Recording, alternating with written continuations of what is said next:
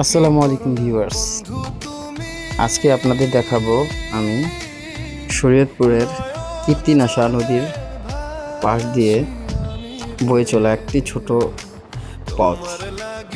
আঁকা বাঁকা এই পথটি কীর্তিনাশা নদীর পাশ দিয়ে বয়ে গেছে। আমার গ্রামের বুক চিরে এই নদী বয়ে গেছে। আমার যখন মন খারাপ হয় বা যখন অনেক ভালো লাগে, তখন আমি এই নদীর ধারে বসে থাকি। আমার অনেক ভালো লাগে, মনটা হালকা হয়ে যায়। আপনাদের কার কার নদী ভালো লাগে? নদীর পাশ ঘিরে যাওয়া এত সুন্দর রোদ, সবুজ শ্যামল প্রকৃতি কার কার ভালো লাগে কমেন্টে জানাবেন।